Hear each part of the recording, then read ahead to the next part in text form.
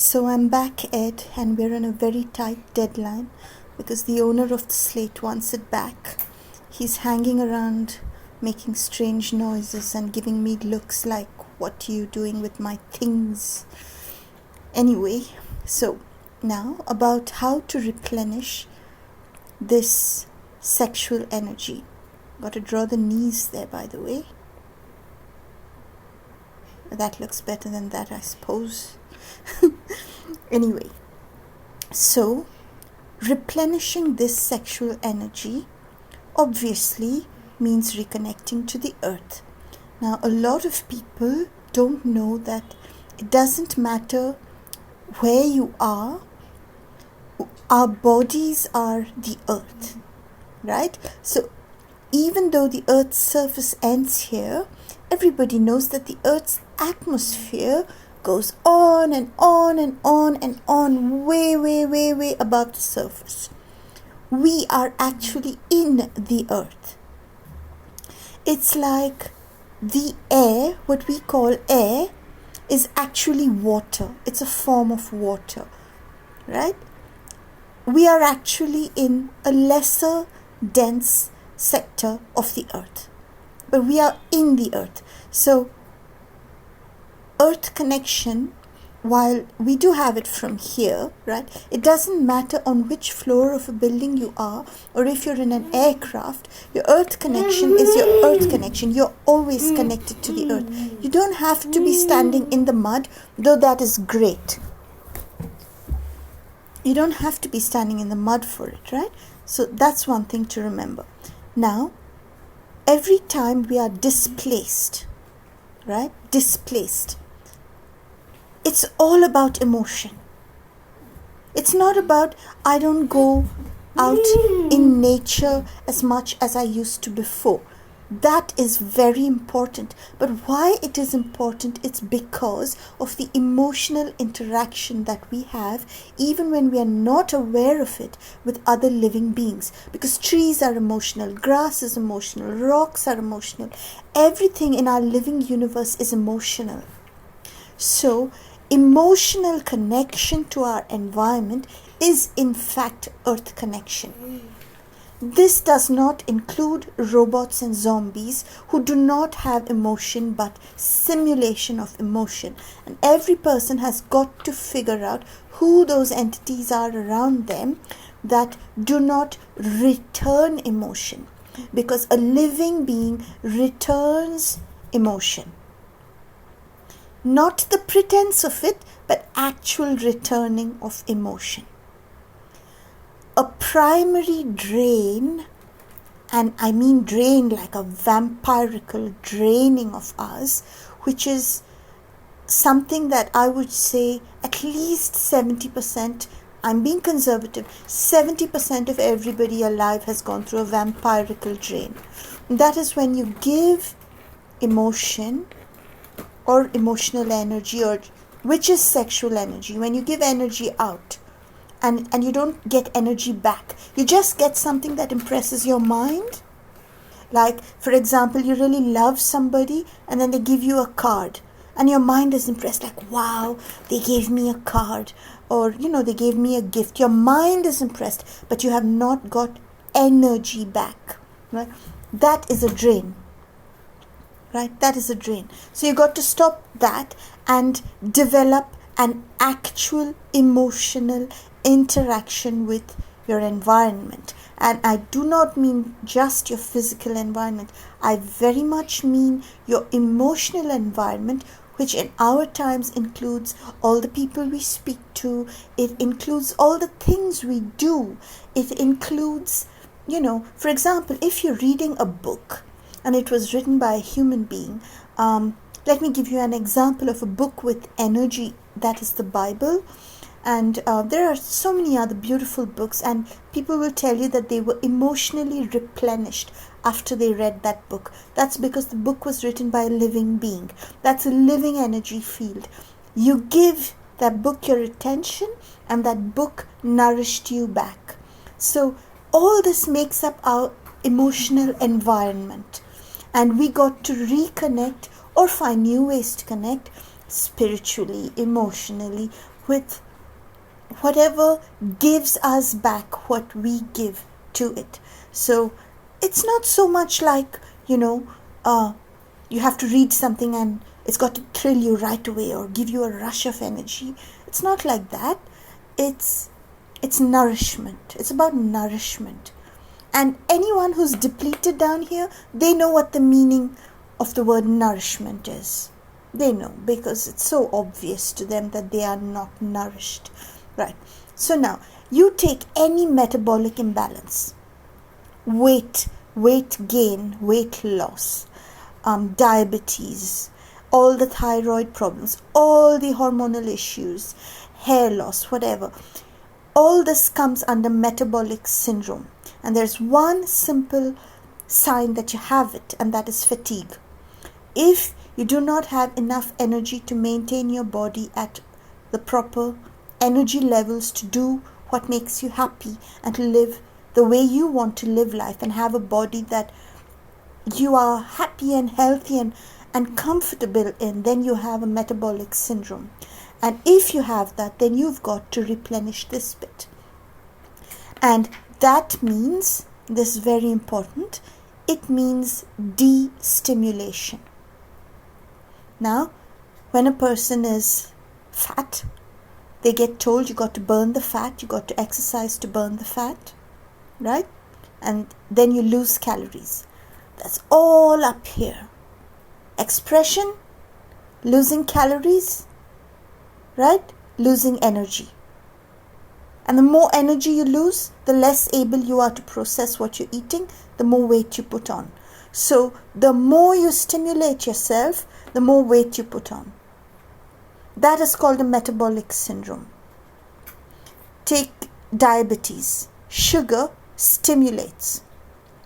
So you get something that stimulates you and you lose energy through thoughts or feelings, whatever. You're losing energy there and then you're not replenishing it here, right? You're supposed to replenish, or you're supposed to constantly have that much, right? So you need to understand that stimulation is not your friend right now. Stimulation means coffee. Stimulation means anything that works you up. You don't need that sort of thing. That is not your friend right now. Of course, you have to do some of it. You have to. But you don't need as much as you're doing right now until you're capable of dealing with it. And that is where you need to actively consider destimulating yourself. And destimulation is nourishment. Destimulation is equal to nourishment. Destimulation is equal to nourishment. When you're nourishing yourself, then you're building up this and you're doing the reverse processes of stimulation. And in the process, what you're doing is you're healing yourself. You're healing all your wounds. You're balancing everything naturally. And you don't have to go into all the intimate little tiny details of which hormone and serotonin and this and that and the other. Just focus on nourishment.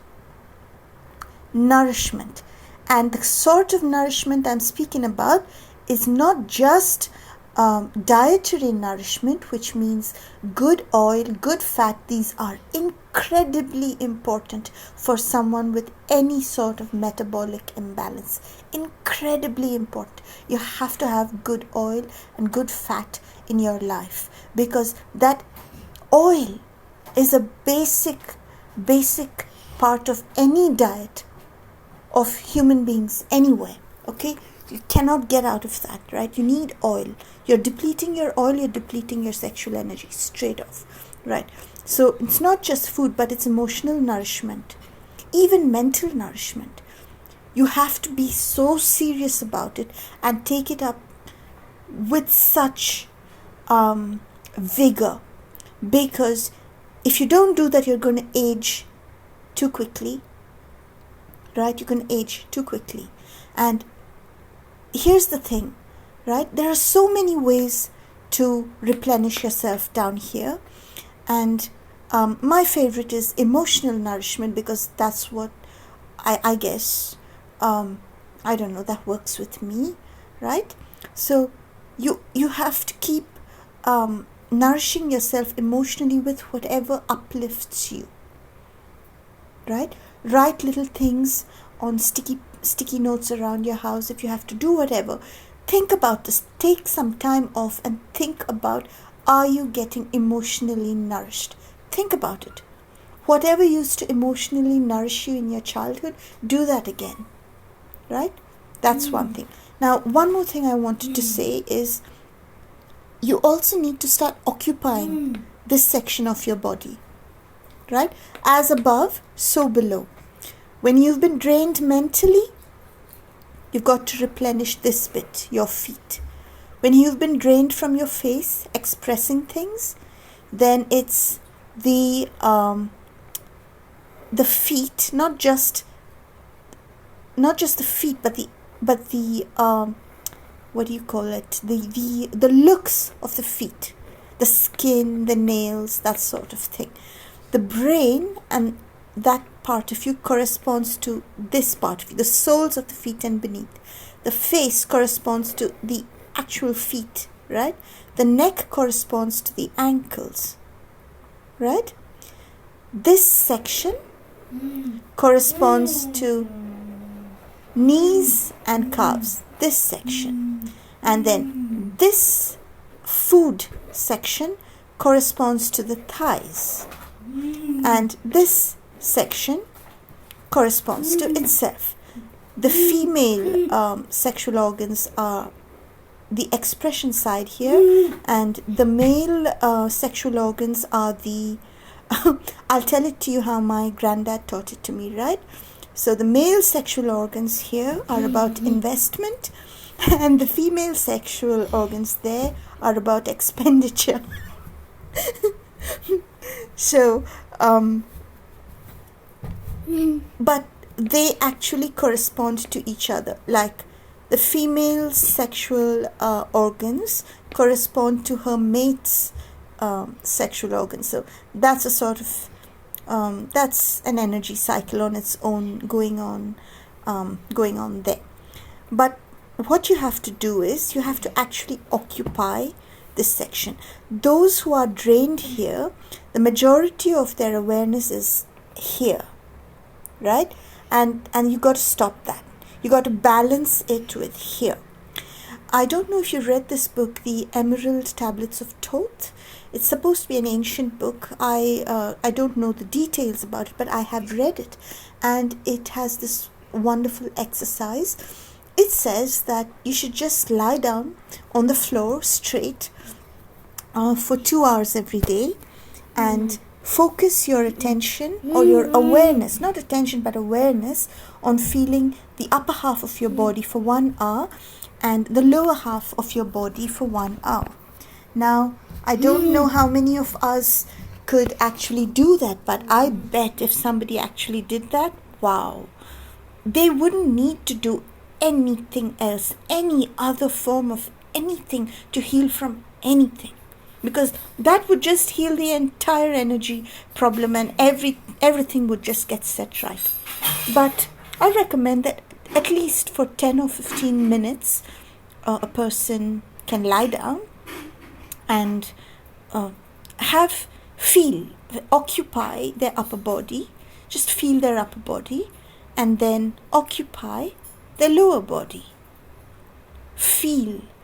I know a lot of people that are so disconnected from their lower bodies because they're like, my legs are too thin, my ankles are too fat, my thighs are too fat, my knees are ugly, or there's so much of drama associated here and so much of hatred, real hatred. So it's like coming in touch with, your own self, the basis of all of this is here. So that's something that helps. And there are herbs that help as well. Spikenard, all the herbs that our body receives restful nourishment from, valerian, spikenard, all of those, they all work here, right? They all replenish here. So those are the herbs you want to have. All the night flowering flowers, all of them that bloom in the night, all of them. All the stimulating herbs like garlic, basil, all of them. These are the expression side, right? So I'm not saying don't have them, but have herbs that also destimulate you. Passion flower is a remarkable herb that I have to mention here because it has this beautiful energy field which is about balancing conversion between storage and expression, a sort of connecting the lower body field with the upper body field. So someone who has a metabolic imbalance could really be helped by passion flower. And there are so many other herbs. There's a world of information out there on the internet, and you probably already know of herbs that do that. So you have to remember one thing when you're dealing with the living herb. Sometimes the herbs that promote expression naturally promote storage, because this is when you get a herb in its natural good form, which is not broken down by processing, right? Because you take allopathic drugs, right? What they do is they extract the active ingredient of the herb, which basically is expression. And they give you that and has its effect and it's predictable.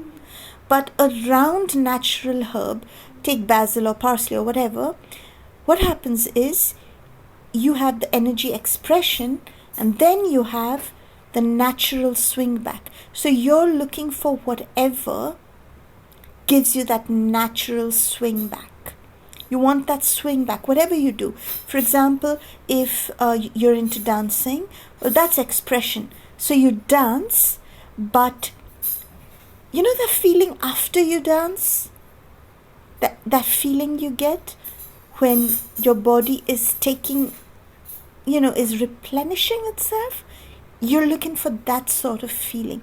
You're not looking for something where you do something and then you're crashed out, because that means you're not getting that feedback. You're not building up after that. So whatever it is you're doing, look for that after feeling. If you're taking a herb, look for the restfulness after. That means you got a good quality herb if you got the rest after the expression. And that, in the case of metabolic imbalance, even though it starts with expression, aids balance, right? So I got to stop now, right? And